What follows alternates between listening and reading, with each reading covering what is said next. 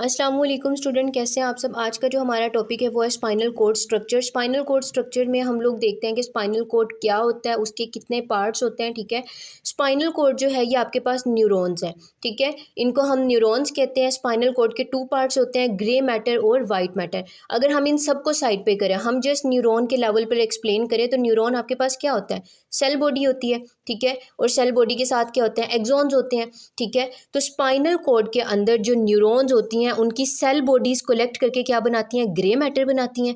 उनके exons collect करके क्या बनाते हैं, वाइट मैटर बनाते हैं। ठीक है, इसका मतलब क्या है कि स्पाइनल कॉर्ड के अंदर जो न्यूरॉन्स हैं, इन न्यूरॉन्स की सेल बॉडीज़ ने कलेक्ट होकर क्या बनाना है, आपका ग्रे मैटर बनाना है।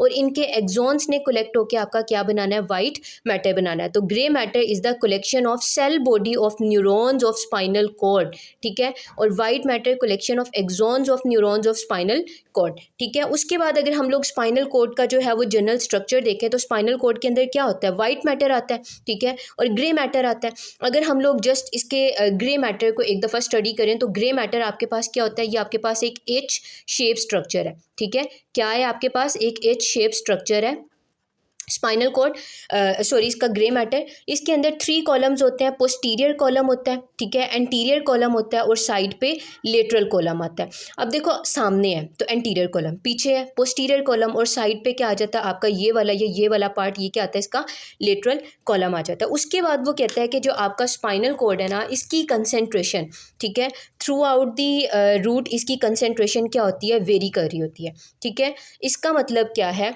देखो अब आपकी स्पाइनल कॉर्ड की जो कंसेंट्रेशन होती है ना, ये डायरेक्टली प्रोपोर्शनल होती है किसके, अमाउंट ऑफ मसल इनर्वेशन के। ठीक है, इसका मतलब है कि जिस एरिया के अंदर जितना ज़्यादा मसल इनर्वेट करेगा, जितने ज़्यादा मसल इनर्वेट करेंगे वहाँ पर ग्रे मैटर ज़्यादा होगा।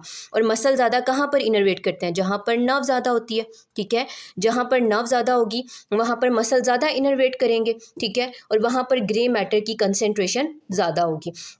अगर हम लोग बात करें अपने लोअर सर्वाइकल एरिया, ठीक है, हमारा जो लोअर सर्वाइकल एरिया आता है, लोअर सर्वाइकल एरिया के अंदर आपका क्या प्रेजेंट होता है, ब्रेकियल प्लेक्सिस प्रेजेंट होता है। ठीक है, इस ब्रेकियल प्लेक्सिस ने क्या करना होता है, इसने आपके अपर लिम्ब को कंट्रोल करना है। ठीक है, आपका पूरा का पूरा क्या करता है, अपर लिम्ब कंट्रोल करता है। अब देखो आपका जो अपर लिम्ब है, अपर लिम्ब के अंदर क्या है, एक लार्ज अमाउंट ऑफ मसल जो है वो स्टिमुलेट हो रहा है। ठीक है, तो यहाँ पर क्या होगा, ग्रे मैटर आपका ज़्यादा होगा। ठीक है, इसको स्नेल्स में जो है ना वो थोड़ा सा एक्सप्लेन किया हुआ है। स्नेल्स में उन्होंने कैसे एक्सप्लेन किया, अब वो कहते हैं कि बेसिकली क्या होता है कि ये आपका जो अपर जो है वो सर्वाइकल सेगमेंट है। ठीक है, अपर सर्वाइकल सेगमेंट के अंदर कोई भी इतने ज़्यादा नर्व्स नहीं प्रेजेंट। ठीक है, तो यहाँ पर मसल इतना ज़्यादा स्टिमुलेट नहीं हो रहा, तो यहाँ पर ग्रे मैटर क्या है, कम है। ठीक है, इसके साथ अगर हम इसको कंपेयर करें तो देखो ग्रे मैटर यहाँ पर कितना ज़्यादा है, क्यों ज़्यादा है, क्योंकि यहाँ पर आपका लोअर सर्वाइकल एरिया के अंदर मैंने अभी बताया कि क्या होता है, ब्रेकियल प्लेक्सिस प्रेजेंट होता है। ठीक है, और इस ब्रेकियल प्लेक्सिस ने क्या करना है, आपके अपर लिम्ब को जो है वो कंट्रोल करना है। ठीक है, सप्लाई करना है। तो अपर लिम्ब में एक large amount of muscle stimulate हो रहा है। ठीक है, तो यहाँ पर क्या होगा, ग्रे मैटर ज़्यादा होगा। थोरेसिक एरिया के अंदर अगर हम देखें तो ग्रे मैटर कम है। ठीक है, उसके बाद लंबर और सेक्रल एरिया के अंदर, अब लंबर और सेक्रल एरिया के अंदर हम लोगों ने लंबो सेक्रल प्लेक्सिस पढ़े हैं ना, तो ये प्लेक्सिस क्या करते हैं, आपके लोअर लिम्ब को सप्लाई करते हैं। तो लोअर लिम्ब के अंदर भी तो एक large amount of muscle stimulate हो रहा है। ठीक है, तो यहाँ पर भी आपका जो ग्रे मैटर है वो क्या होगा, ज़्यादा होगा। ठीक है, तो यहाँ पर भी आपका ग्रे मैटर ज़्यादा होगा। ये अक्सर जो है वो यूएचएस में पूछ लेते होते हैं कि आपका ग्रे मैटर जो है, ठीक है, वो अलोंग द रूट क्यों वेरिएट कर रहा होता है, तो ये आपको बताना है कि वहाँ पर प्लेक्सिस की वजह से ये वेरिएट कर रहा होता है। उसके बाद अगर हम लोग ना ग्रे मैटर को दोबारा से देखें तो ग्रे मैटर के हम लोगों ने बात की, इसके कॉलम्स होते हैं, पोस्टीरियर कॉलम होता है, लेटरल कॉलम होता है, एंटीरियर कॉलम होता है। ठीक है, अगर हम लोग इसके पोस्टीरियर कॉलम को देखें, ठीक है, तो पोस्टीरियर कॉलम आपका ग्रे मैटर का क्या होता है, इसके अंदर ना 4 न्यूक्लियस होते हैं। आपको जो पोस्टीरियर कॉलम से रिलेटेड पता होना चाहिए कि इसके न्यूक्लियस कितने हैं। ठीक है, और ये न्यूक्लियस किस किस जो है वो आपका क्या क्या फंक्शन कंट्रोल कर रहे हैं। ठीक है, अगर हम लोग इसके न्यूक्लियस की बात करें तो इसके एपेक्स के ऊपर, इसके टॉप के ऊपर जो आपके पास न्यूक्लियस होता है ना, वो क्या होता है, सब्सटेंशिया जेलिटनोजा। सब्सटेंशिया जेलिटनोजा, सब्सटेंशिया जेलिटनोजा क्या करता है, आपके टेम्परेचर को कंट्रोल करता है। ठीक है, टेम्परेचर को कंट्रोल करेगा, पेन को कंट्रोल करेगा और टच को कंट्रोल करेगा। ठीक है। सबसे ऊपर कौन सा न्यूक्लियस है, सब्सटेंशिया जेलिटनोजा। उसके बाद सेकेंड नंबर पर यहाँ पर जो न्यूक्लियस होता है, इसके एग्जैक्ट नीचे जो आपका न्यूक्लियस प्रेजेंट होता है, ठीक है, वो आपका होता है न्यूक्लियस प्रोप्रिया।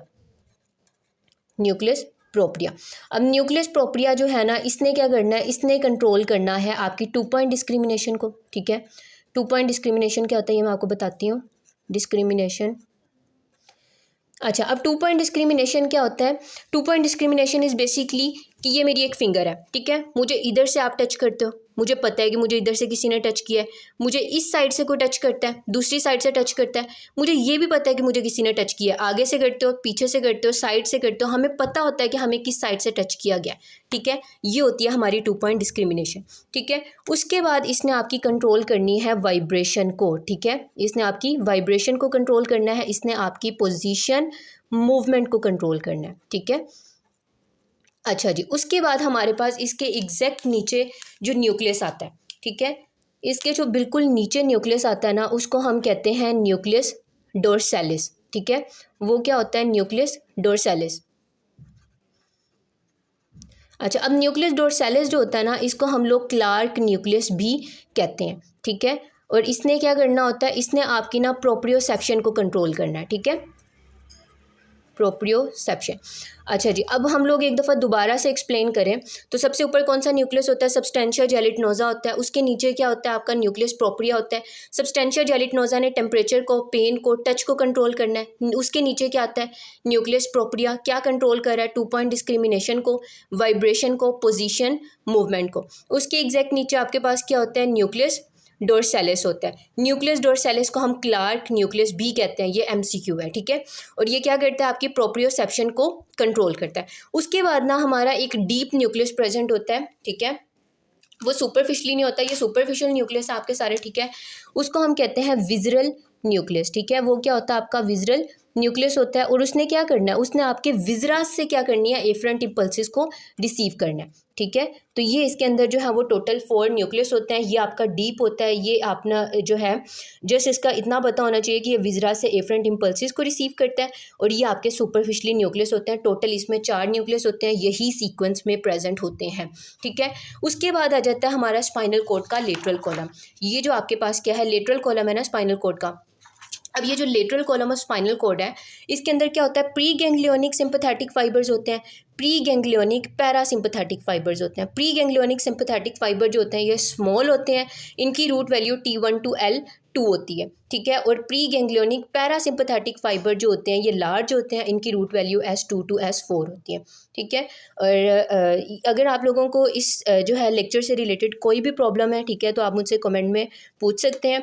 उसके अलावा इस टॉपिक के अंदर जस्ट यही पॉइंट्स इंपॉर्टेंट है। इसका जो एंटीरियर कॉलम और वाइट मैटर जो है वो मैं नेक्स्ट वीडियो के अंदर एक्सप्लेन करूँगी। Thank you.